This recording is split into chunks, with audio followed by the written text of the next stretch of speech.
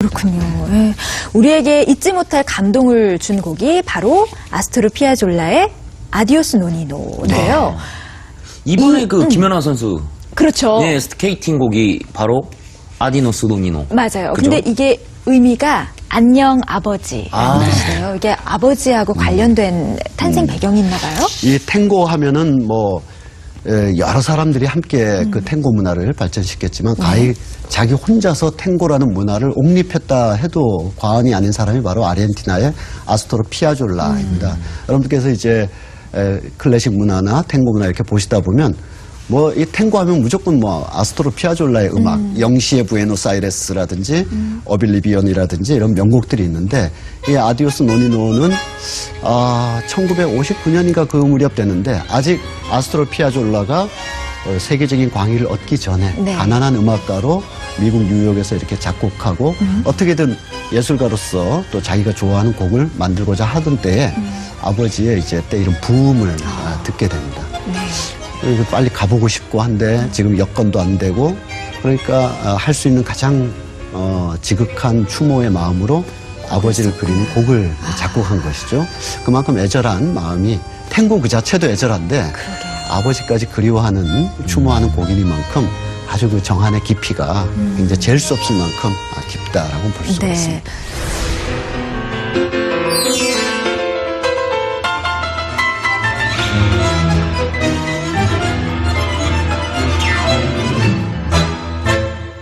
김연아로 보고 듣는 명품 클래식. 이번에는 김연아 선수의 팬클럽 여러분들한테 한번 질문을 드려보려고요. 김연아 선수가 그동안 선택한 곡도 많고 엄청나게 많은 경기들을 보여주고 정말 최고의 전율을 느끼게 한 경기들도 많았지만 여러분들이 생각하는 최고의 경기, 최고의 곡은 어떤 곡이었어요? 저 같은 경우에는 네. 2009-2010 시즌에 사용했던 거신의 F장조를 가장 좋아하는데 네. 밴쿠버 올림픽에서 금메달을 따기도 해서 좋아하기도 하지만 그 음악이 가지고 있는 느낌 자체를 뭐 듣다 보면 청량하다든지 상쾌하다든지 뭐 여러 가지 느낌이 있잖아요. 네. 그 음악적 느낌 자체를 잘 캐치를 해서 피겨스케이팅의 여러 가지 요소로 잘 표현을 한 것 같아가지고 가장 좋아하는 곡입니다. 그러시군요. 혹시 또 있으세요? 저는 종달새의 비상을 가장 좋아하는데요. 네. 종달새의 비상 하던 시즌에 김연아 선수가 좀 부상도 많았고 그래서 되게 그 가녀린 몸으로 그 새의 비상을 표현했던 게 너무 인상 깊게 남아서 그것을 가장 좋아하고 있습니다. 그렇군요. 역시 김연아 선수의 팬클럽 같습니다. 어떠세요? 저는 약간 한 수 위에요. 자기 입으로. 네, 저는 숨어있는 명곡을 제가 알고 있습니다. 네. 바로 지젤. 지젤. 예, 저는 그 지젤이 발레곡이라는 거를 김연아 선수 때문에 알았어요. 그래요? 네. 어머, 그럴 수 있어요. 그럴 수 네, 있어요. 근데 우리가 지젤 하면은 낭만 발레의 대표작 이렇게 얘기를 하는데 제가 아는 건 여기까지. 여기까지인데. 그렇습니다. 맞습니까? 그렇죠. 이 발레라는 양식 자체가 네. 18, 19세기에 가장 발전을 했고요. 또 20세기 넘으면서 현대무용이 1920년대부터 독일을 중심으로 해서 굉장히 파격적으로 전개가 됩니다. 특히 뭐 최근 얼마 전에 타계했습니다만 피나 바우시 같은 분들은 뭐 저게 뭐야 할 정도의 의아한 퍼포먼스까지 굉장히 파격적으로 했는데 그렇지만 이제 지젤 같은 경우는 이제 18, 19세기에 형성됐던 낭만주의 발레 아주 최고봉이라고 할 수가 있고요. 아돌프 아당이라는 분이 이제 작곡한 그런 작품인데 내용은 좀 어떻게 보면 신분 상승도 있고 복수도 있고 약간 이렇게 복합적입니다. 이제 가난한 여인이 어떤 애절한 사랑을 함께 했다가 그걸 통해서 뭐 꼭 신분 상승을 하려고 했던 건 아니지만 맺어질 수 없는 그런 인연이 됐고요. 그래서 멀리 떠나보내지만 또 다시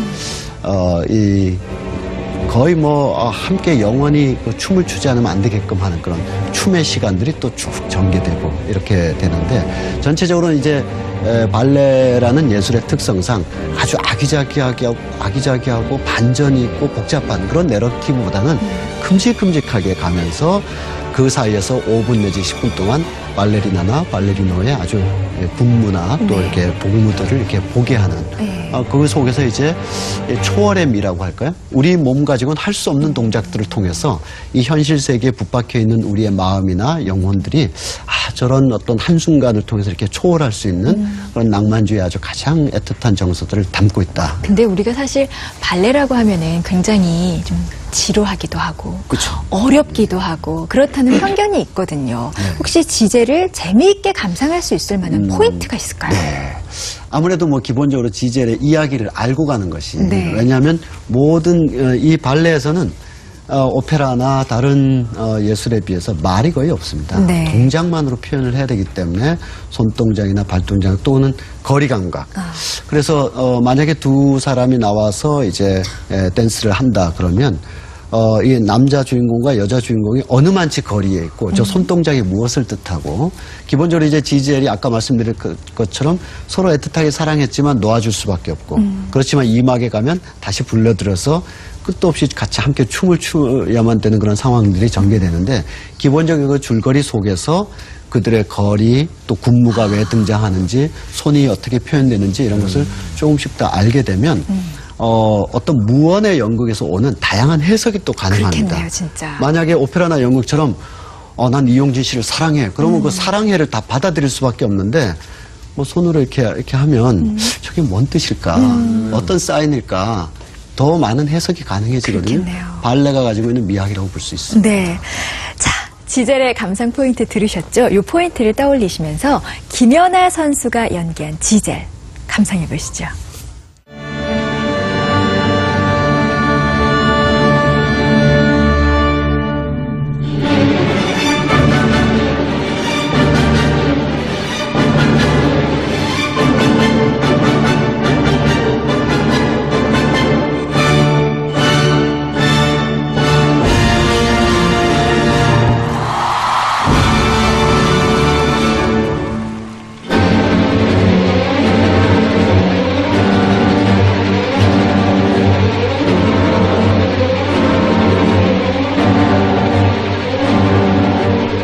다른 오페라나 또 발레 이런 데 보면 여주인공들이 좀 수세적이고 운명의 덫에 이렇게 사로잡히는 그런 경우가 많은데 지젤 경우는 여주인공이 굉장히 전면에서 자기 운명을 흔들면서 이렇게 수동적인 여주인공이 아니라 네. 굉장히 적극적인 자기 운명을 주도해 나가는 그런 여주인공으로 나오고 있기 때문에 김연아 선수의 퍼포먼스, 이 연기 풀어가는 것도 굉장히 강한 네. 그런 인상을 주고 있는 것이죠.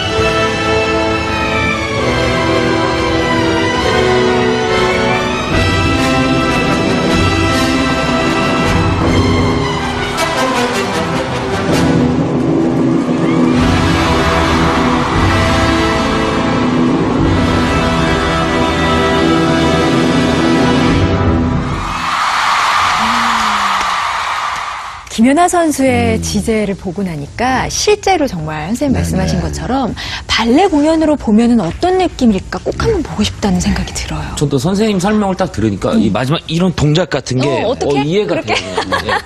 이게 막 이게 죽음을 표현한 장면인데 이게 막 굉장히 멋진 안무로 기억에 남네요. 이렇게 표정이랑 잘한다. 예. 고통스러워 보이나요, 좀? 선생님이 지금 아무 말씀 못하고 계셔. 그 화장실에 휴지가 좀 떨어져가지고 빨리 좀 도움을 농담입니다만 아니 맞는 표현입니다. 네. 서양 문화사에서 그와 같은 장면은 고대 그리스 때부터 내려오는 장면입니다. 리듬이란 말이 있지 않습니까? 네. 우리가 보통 리듬과 박자가 헷갈리기 쉬운데 어쨌든 리듬이라는 게 있어요. 이렇게 흐르는 리듬이 있는데 라틴어에서 리트모스라는 말이 있습니다. 우리 삶은 계속 흐르고 있지 않습니까? 움직이고 있고 지금도 우리가 다 이야기를 하면서 움직이고 있습니다만 어느 순간 그 움직임의 한순간을 딱 정지시키는 겁니다. 정지를 시켜서 조각이 탄생하고 방금 말씀하신 것처럼 김연아 선수의 마지막 스탑 모션이 탄생하고 영화에서도 멈추는 동작이 있고 또 뭐 많은 음악에서도 브레이크 딱 걸면서 음악이 갑자기 끝나는 그런 탁 멈추면서 오히려 리듬이 영혼 속으로 동결돼 버립니다.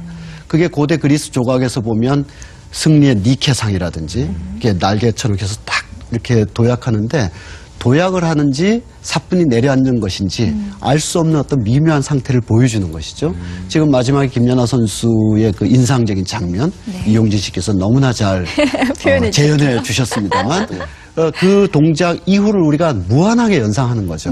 그러면서 순간으로 동결된 순간의 동작을 통해서 영원불멸의 어떤 가치나 영원불멸의 어떤 열망 같은 거를 딱 느끼게 하는 것. 이것이 발레의 가장 큰 특징이라고 할 수가 있겠습니다.